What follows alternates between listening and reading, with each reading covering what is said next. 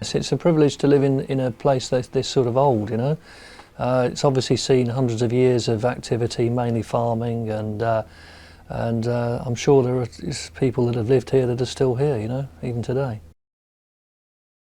There have been hundreds of instances of things going on. Have you been seeing, Tommy, have you been seeing a large orb? Yes. I see a huge orb. I mean, it's the size of a baseball, sort of at arm's length. Mainly noises and sounds, mostly at night, you know, bangs, thuds. I'm talking about huge bangs as well. I mean, in the past, bangs so loud you actually think, something like a meteorite has come to the roof or the chimney's fallen down or something. All sorts of noises, you know, cats meowing that aren't there, dogs barking very loudly in the garden, sounds of people working outside, dogs panting, growling, and again, these things have been heard not just by me, but also builders and people working here.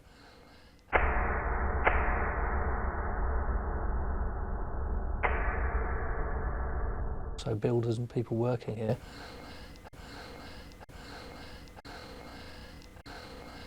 A whole spectrum of different sounds. I mean, also sounds of very unusual things that I've never really heard before. You know, sort of strange sort of things that I can only describe as some sort of, Tyrannosaurus Rex or something. Also, things I've seen as well, and other people have seen.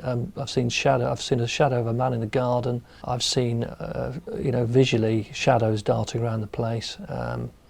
And other things happening, like lights being turned on and off, things going missing, turning back up again. Lots of different things. Not long after I'd moved in, it was a lovely summer's evening, and I was sat in here watching TV.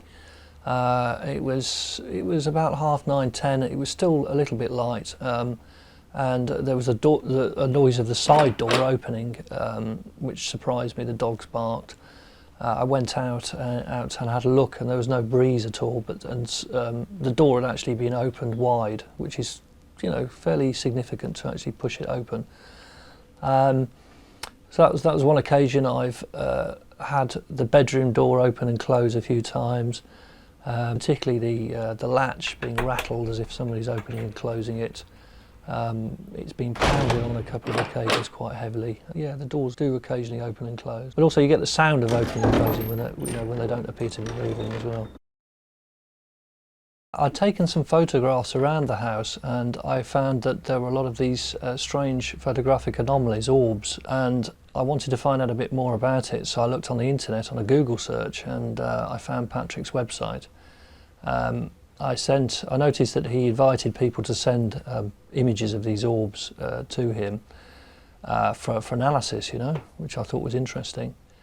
And so I emailed these pictures off to him, and I very quickly received a reply in which he said that there was something like, I think, 16 ghosts in one of the rooms, which was amazing news, spread over 3 different time periods.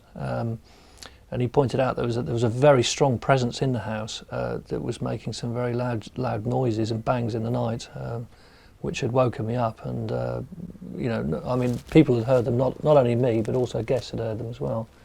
So it was very interesting. I was delighted to receive a full response with all of this information in it. I also sent off other photographs to him and got a lot of information, huge amount of information. And he'd also relayed information about what was going on around the farm in the present day that he couldn't possibly have known, renovations to the house and stuff like that. So it was very interesting.